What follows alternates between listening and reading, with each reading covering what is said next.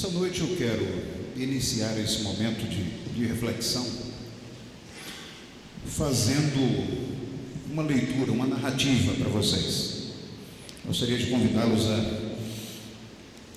a perceberem a analogia que nós vamos fazer como algo fundamental para que nós entendamos o motivo real para estarmos num lugar como esse. O motivo real para cantarmos canções como essa, que falam de uma atitude impensável, dar a vida por pessoas que condenam você. E eu quero começar a falar dessa forma. Com o coração alvoroçado e uma mente repleta de dúvidas, viu que não suportaria mais. Ansiava por uma fuga, desejava paz, ficar longe de todos e até de si mesmo. Um dia já soube o que era paz. Provou um bocado com o seu Deus. Como pode ter deixado escapar essa paz? Era apenas um lapso agora em sua memória. O que seria paz? Mas não desistiu, tentou de tudo, procurou os que pareciam tê-la, repetiu seus mesmos feitos, mas não adiantou, continuou da mesma forma, até que um dia esse vazio motivou uma fúria tremenda, e na tentativa de cessar sua busca pela paz na fonte que para ela parecia totalmente seca, decidiu que tentaria algo diferente. E disse ela: Deus, você está demitido. Todo homem tem um Deus, não tem? Pois é, a responsabilidade de um Deus é suprir as lacunas da nossa vida. Você não cumpriu com o seu dever, como eu cumpri com o meu, de permitir que você viesse até mim. Oficialmente, não te quero mais como meu Deus. Dona de si, foi à procura de um substituto, mas competente para o cargo de seu Deus. Não se agradou dos prazeres, tentou nele como Deus, mas ele era muito irresponsável. Nem o Deus da filosofia, era um Deus incerto. Nem do dinheiro, era muito traiçoeiro. Até que se decidiu pelo Deus da ciência. Era mais responsável que os prazeres, mais certeiro que as ideologias, e sustentava a ela no que ela precisava e até em outras coisas que ela nem achava que precisava. Certo dia, o Deus ciência mostrou algumas fraquezas, lacunas que não conseguiram ser preenchidas. E o que acontece? A tristeza voltou, a incerteza, a desconfiança, e com isso começou a perceber quão incompleto era o seu novo Deus, que a sua paz era falsa, que suas respostas eram frágeis e voláteis, sua confusão ainda estava no coração, apenas estava escondida por uma mera mudança de perspectiva. E agora? Não restava nenhum outro Deus digno do cargo de cuidar da sua vida. Consumida pela desilusão, entregou-se definitivamente aos prantos, à depressão, ao desencanto. De repente, enquanto estava imersa em suas angústias, sentiu algo aconchegante ao seu redor. Era semelhante a alguma coisa que ela já conhecia, mas os seus olhos não conseguiram identificar imediatamente. Ouviu uma voz acolhedora perguntar: você quer ser ajudada? E ela respondeu: sim. Ao olhar e perceber a sua condição lastimável, seria uma última tentativa. Sentiu que era carregada no colo para algum lugar, fora da aldeia do seu coração. Assim que pararam, esse conhecido passou algo em seus olhos. Não sabia bem o que era, mas cheirava não tão bem. Ele impôs as mãos sobre ela e perguntou: você vê alguma coisa? Ela esfregou os olhos e viu um rosto ainda disforme. Mesmo sem clareza, ela entendeu, percebeu quem era. Ele mais uma vez impôs as mãos nos olhos dela e novamente, ao retirar, ela conseguiu vê-lo. De imediato, ela pôs-se a chorar e pedir perdão. Ele a abraçou e ali mesmo ela sentiu: ele me reconduziu à paz. Vocês conseguem identificar qual o texto bíblico que podemos fazer uma analogia como essa? Vocês lembram no Evangelho de Marcos, no capítulo 8, a história que Jesus nos conta? Eu vou ler para vocês. Diz o seguinte, o capítulo 8 do Evangelho de Marcos, e agora você pode abrir sua Bíblia, se você estiver com ela em mãos, ou você pode acessar ou ligar a sua Bíblia. Evangelho de Marcos, capítulo 8, a partir do verso 22.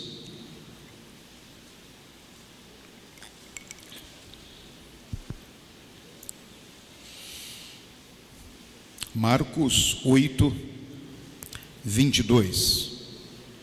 Diz assim o texto da palavra de Deus: então chegaram a Betsaida e lhe trouxeram um cego, rogando-lhe que o tocasse.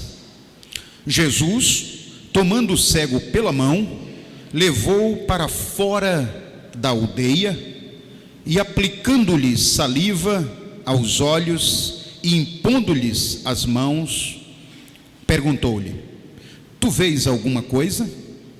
Ele, recobrando a vista, respondeu: vejo homens, porque como árvore os vejo andando. Então novamente lhe pôs as mãos nos olhos, e ele, passando a ver claramente, ficou restabelecido. E tudo que distinguia, o distinguia de modo perfeito. E mandou Jesus embora para casa, recomendando: não entres mais na aldeia. A cura de um cego, lá na cidade de Betsaida. Na verdade, esse conceito de cidade, de forma mais próxima do texto, Betsaida era, na verdade, uma aldeia de pescadores. Era uma pequena aldeia de pescadores.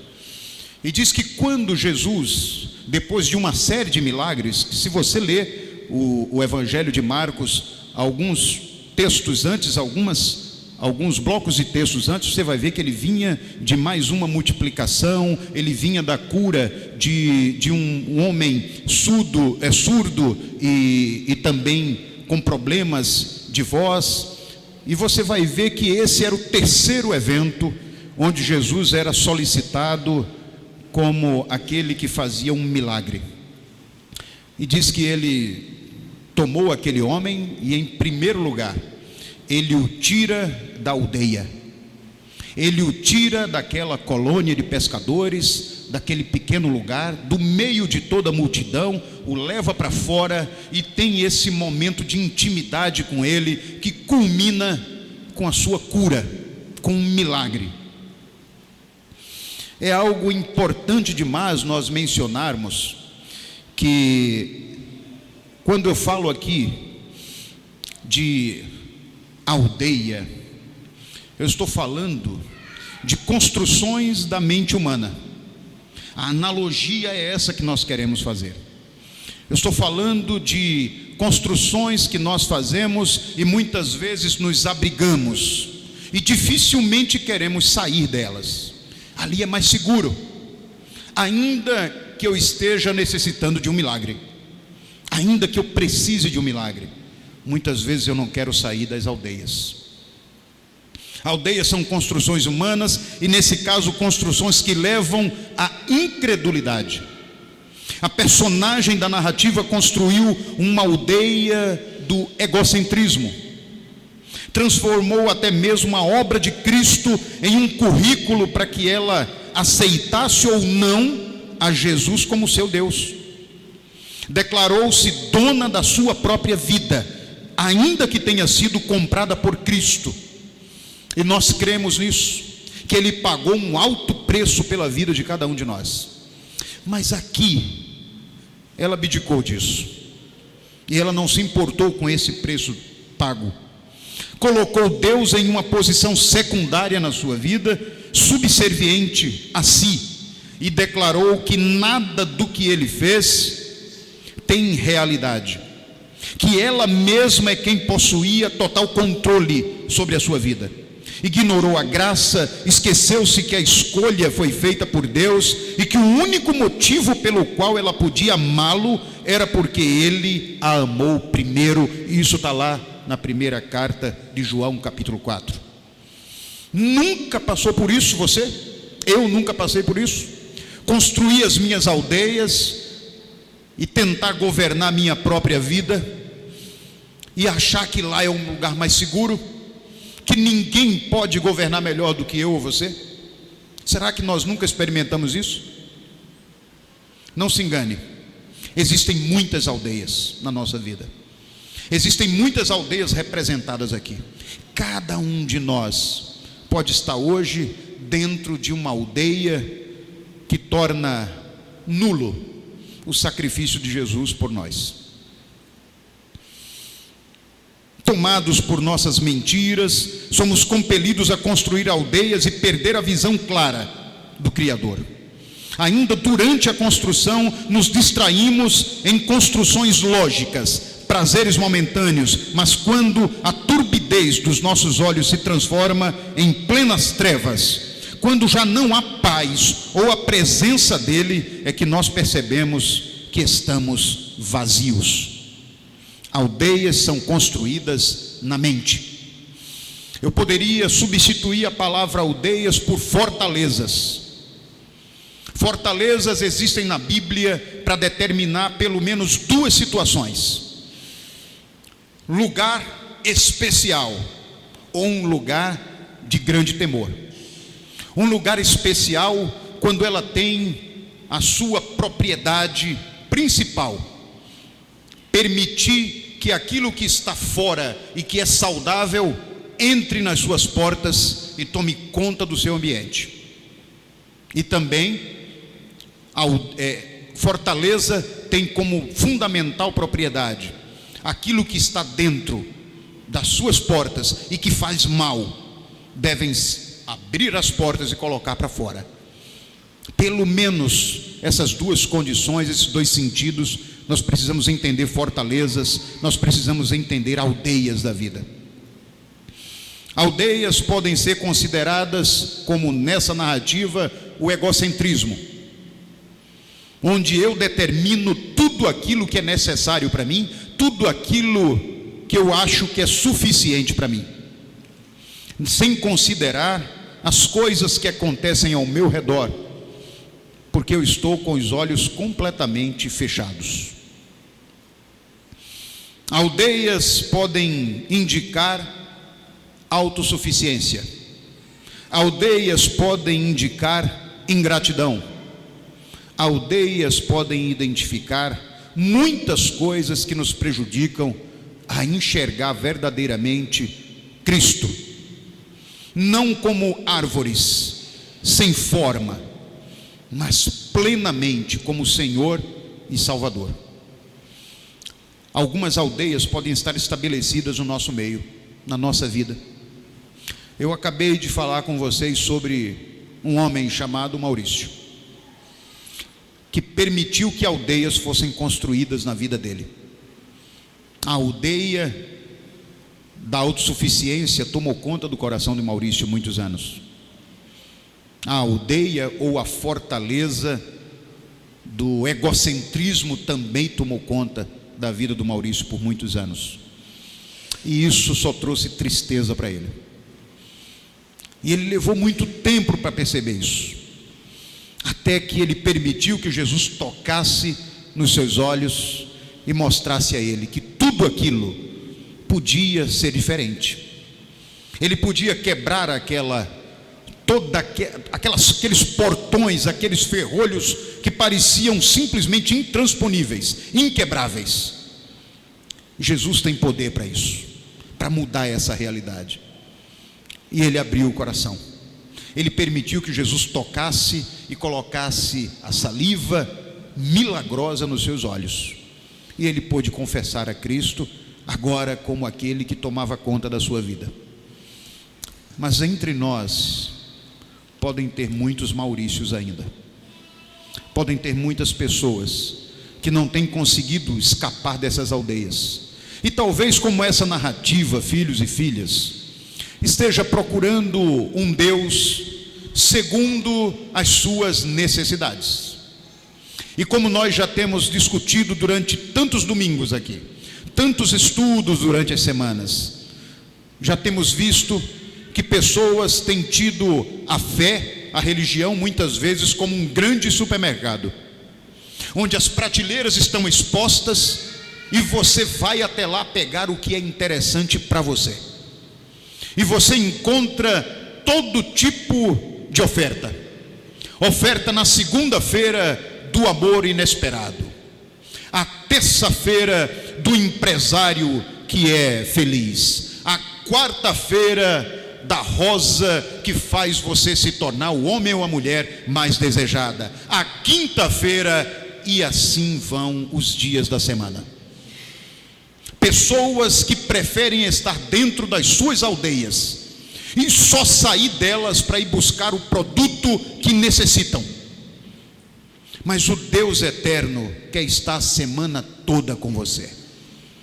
E Ele não vai dar talvez o produto que você quer, da forma que você quer, mas Ele vai dar o que você necessita, o que eu preciso para cada dia da minha vida.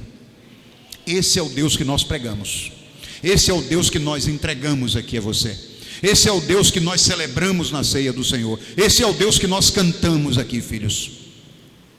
Eu tenho me preocupado demais com isso.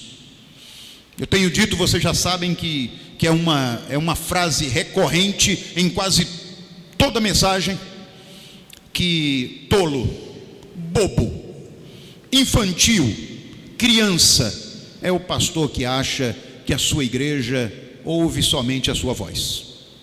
Infelizmente. Filhos, eu estou falando de um homem natural.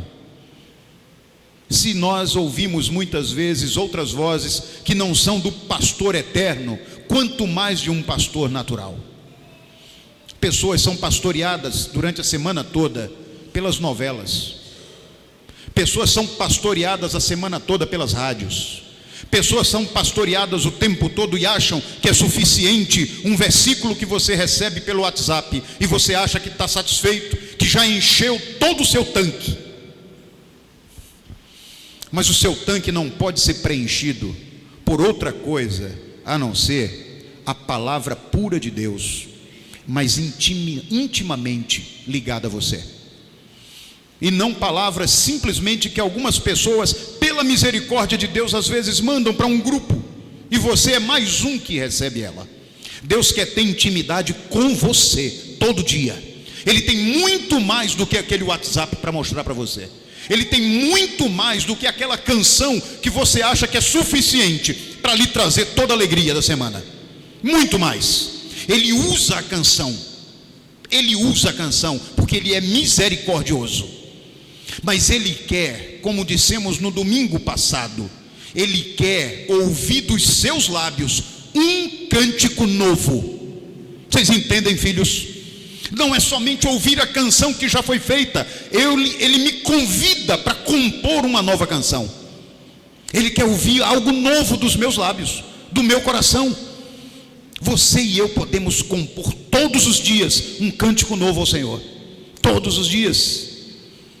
O salmista já declara isso: cantai ao Senhor um cântico novo, cantai ao Senhor todas as terras. Ele não está dizendo cantai ao Senhor aqueles que têm o dom da música. Ele está dizendo cantai ao Senhor todos os moradores da terra. Eu e você estamos incluídos aí. Ele quer ouvir de mim, de você, um coração que se abre todo dia e que coloca as necessidades diante dele, ainda que ele já as conheça. Mas ele quer saber se nós temos consciência de quais são as nossas debilidades. E por isso ele diz: confesse os seus pecados, diga para mim o que você está sentindo, abra o seu coração.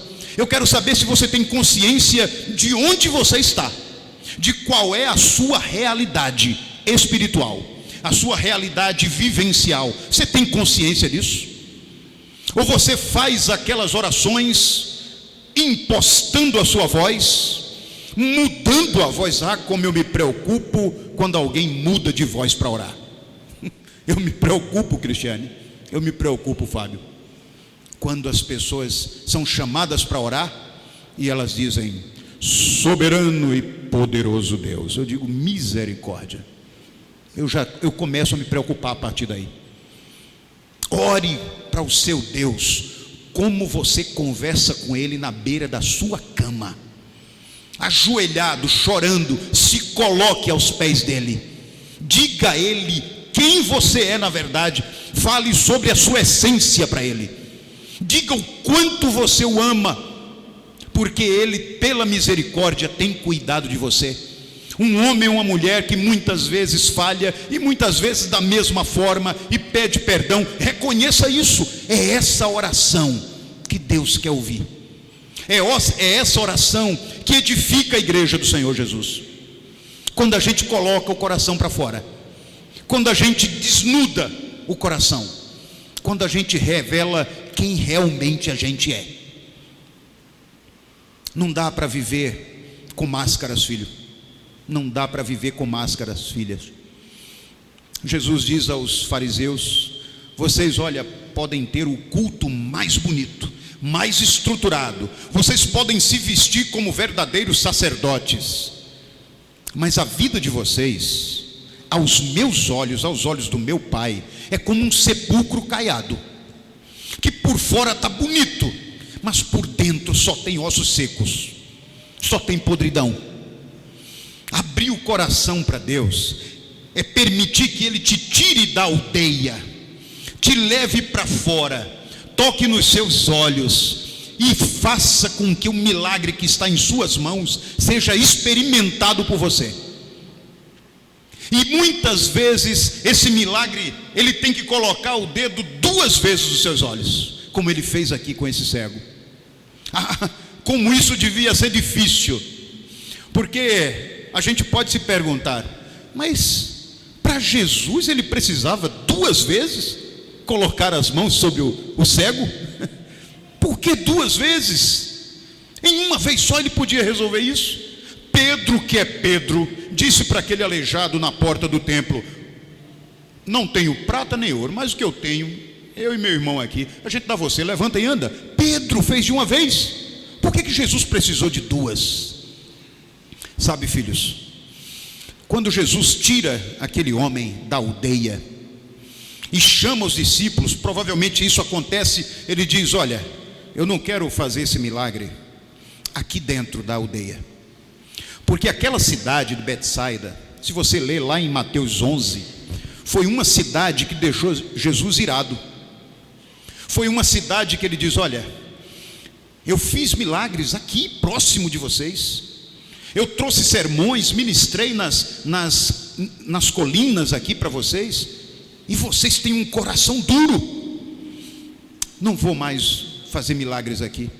Se você leu no texto aqui de Marcos um pouquinho antes, os fariseus foram pedir a Ele um sinal. Queremos ver um sinal. E ele diz: eu não vou dar sinal nenhum a vocês, não vou dar. O coração de vocês é um coração duro. Assim aconteceu lá em Mateus também. Aí Jesus diz assim: olha, essa cidade, ela não merece o que eu vou fazer por esse homem. Eu vou em primeiro lugar tirar ele da aldeia.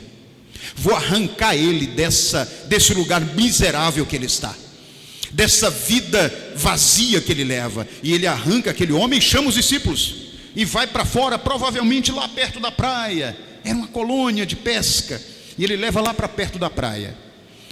E aí ele diz: você está vendo alguma coisa? Depois de pela primeira vez colocar saliva nos seus olhos, você está vendo alguma coisa? Impôs as mãos, e ele disse: eu estou vendo, mas como se fossem árvores. Os homens estão parecendo árvores. Eu estou vendo algo meio confuso. É porque às vezes, para a gente sair da aldeia, a gente tem tanta coisa entranhada no coração, na mente, tem tanto ferrão de Satanás marcando a vida da gente, que a gente precisa perseverar. Deus vai usar você, vai ministrar na sua vida, mas esse processo vai exigir perseverança sua. E eu imagino que essa perseverança Jesus sentiu na vida daquele homem, porque ele disse: eu estou vendo árvores, mas é como se ele dissesse: mas falta alguma coisa. Complete a ação, continue o milagre, termine o milagre na minha vida, termine, mude isso. Eu não quero continuar assim, eu já estou vendo alguma coisa. E Jesus disse: tudo bem, agora você está pronto. Depois de perseverar, depois de crer, depois de abrir o seu coração, depois de ansiar a minha vida dentro da sua vida, você está pronto. Abre os olhos de novo. E quando ele abre os olhos, diz o texto que ele viu perfeitamente tudo.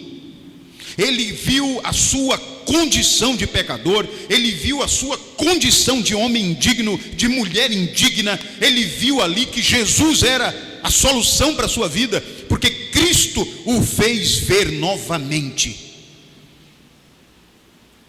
Você está dentro de alguma aldeia, filho e filha? Você está precisando ser retirado dessa aldeia, ir para a beira da praia e conversar sozinho com Jesus, ou sozinha com Jesus? Você está precisando abdicar dos deuses que você até agora lançou mão, achando que eles seriam a solução para os seus problemas, para as suas lutas, para as suas dores? Ele está hoje convidando você para voltar a enxergar, para ver mais uma vez o seu primeiro amor. Ele está convidando você para permitir, não apenas que ele tire você da aldeia, mas sabe o que Jesus diz no final do texto? Você quer ler comigo de novo?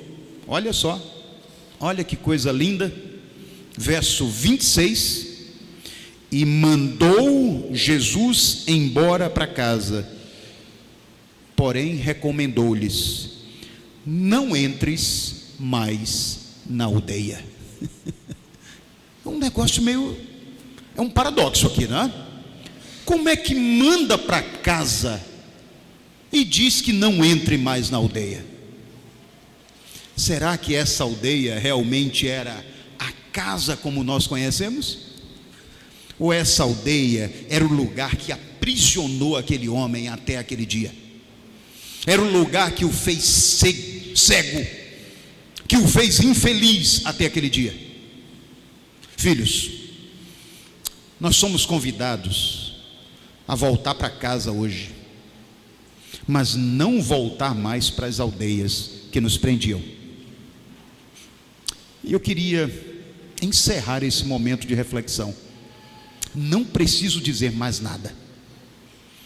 Eu queria partir para esse momento aqui, que é o momento de celebrar a ceia do Senhor. O Senhor que nos tira da aldeia, o Senhor que nos orienta a não mais entrar numa aldeia, o Senhor que nos faz identificar as fortalezas, o Senhor que nos diz o que devemos fazer com as fortalezas do coração, com as fortalezas da mente.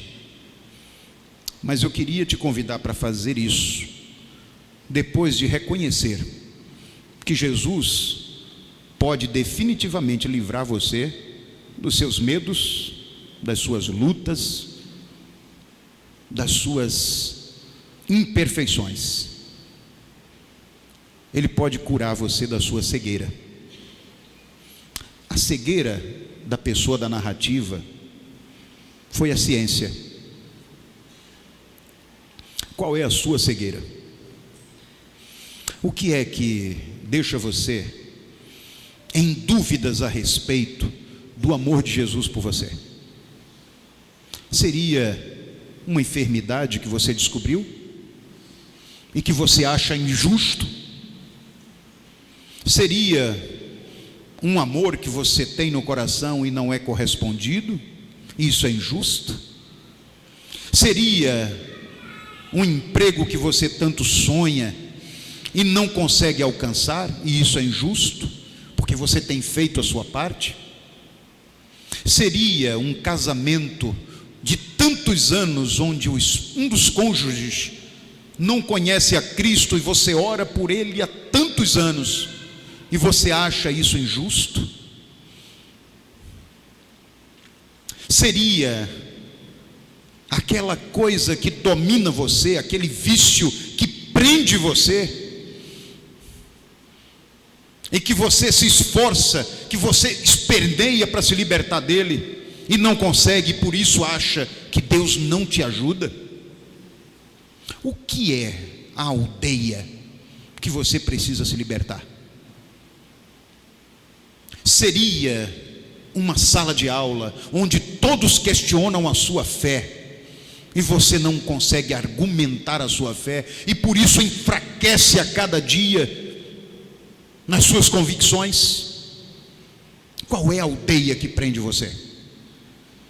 Jesus está dizendo aqui: hoje é o dia de sair dessa aldeia, hoje é o dia de experimentar o milagre, e hoje é o dia de declarar que em nome de Jesus nunca mais você volta para a aldeia. Você volta para casa, mas não volta para a aldeia. Que o Senhor nos dê direção em tudo que fizermos aqui hoje, porque esse momento de ceia é um dos momentos mais profundos de reflexão a respeito da necessidade que nós temos de Jesus para mudar o nosso rumo, para nos dar um sentido de vida. A ceia do Senhor é um dos momentos mais profundos. É por isso que o apóstolo Paulo diz: examine-se o homem a si mesmo, examine o seu coração, a sua mente, e veja se há algo dentro de você que impede de você enxergar o verdadeiro, o real motivo da celebração da ceia do Senhor. E se você tem dúvidas a respeito deste cerimonial, deste memorial, a hora de conversar com Deus é agora. E ele diz: converse com Deus, abra o seu coração, permita que ele retire você da aldeia, e depois coma e beba em nome de Jesus, declarando que não quer mais voltar para a aldeia. Eu quero te convidar a fazer uma oração agora pessoal. Eu quero te convidar para pedir a Deus sabedoria e graça, para que esse momento de reflexão e de celebração da ceia do Senhor seja também o seu momento de libertação, seja também o seu momento de entrega completa da sua vida ao Senhor Jesus, seja o momento de grande festa no céu e festa na terra, porque um pecador se arrepende. Esse seja o momento de dizer: Senhor, põe os dedos nos meus olhos, me faz enxergar quem Tu és e o motivo de eu estar aqui. Você não veio aqui por acaso, não foi um convite qualquer que te trouxe aqui, não foi simplesmente o desejo de continuar uma prática religiosa que te trouxe aqui hoje. O que te trouxe aqui hoje foi a necessidade que o seu coração tem de se libertar da aldeia que pode estar te prendendo agora. E Jesus é aquele que te dá libertação. Jesus é aquele que muda essa realidade. Se você deseja fazer isso, deseja experimentar esse momento novo, eu quero te convidar a fechar os olhos e orar comigo, porque essa vai ser a minha oração também para Deus. Eu vou compartilhar minha oração com vocês, porque eu tenho tantas aldeias que se revelam a cada dia na minha vida, e eu quero pedir a Ele misericórdia por mim também. E se você quer compartilhar disso, faça dessa também a sua oração. Pai querido, nós continuamos na Tua presença. Nós queremos Te pedir em primeiro lugar misericórdia. Queremos agradecer ao Senhor porque em dias tão difíceis que nós enfrentamos, o Senhor tem colocado reflexões, palavras no coração de cada um de nós, que nos fazem acreditar ainda que existe uma chance para mim também, que existe a possibilidade de mudança de pensamentos, de conceitos, de valores que talvez hoje eu tenha e que ainda me mantém distantes daquilo que o Senhor entende por necessário entre mim e o Senhor. Me ajuda, Pai querido.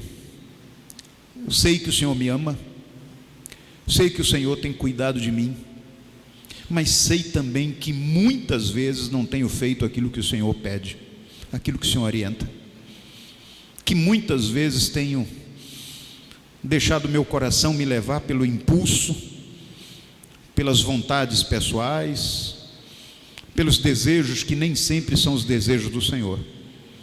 Assim como essa mulher dessa narrativa que fizemos aqui, às vezes eu deposito a minha fé na experiência, às vezes eu deposito a alegria no ministério, na quantidade de oportunidades que eu tenho para falar do Senhor, e isso não é alegria no ministério.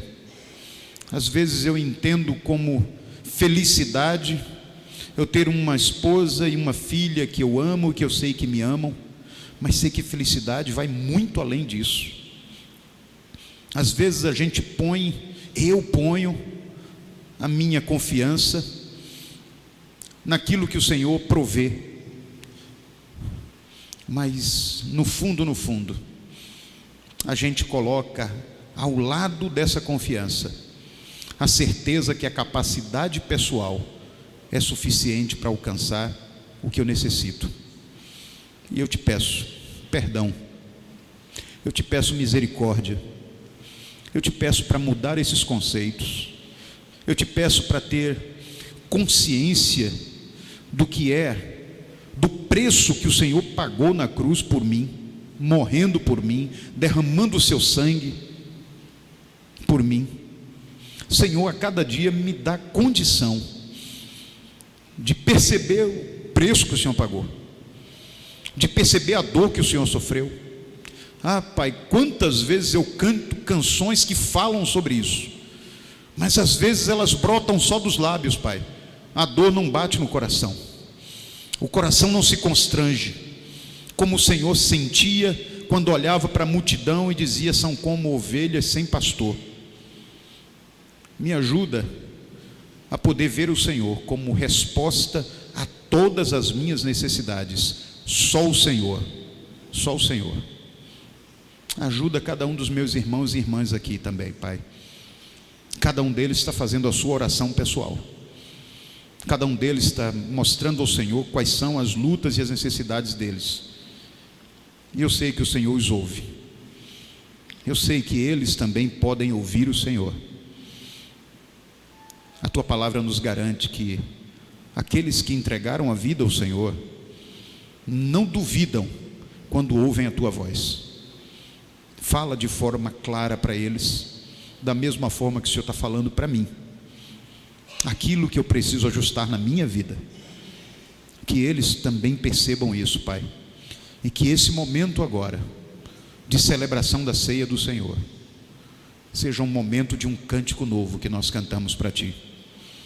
Seja um momento que nos dá um ar diferente, Pai, que nos faz entoar um cântico que celebra a Tua vitória sobre a morte e a nossa vitória sobre o pecado, resistindo a cada dia a Ele. Nos ajuda, nos dá uma noite de grande alegria no céu e uma noite de grande alegria na terra. É o que eu te peço e te agradeço, em nome de Jesus. Amém.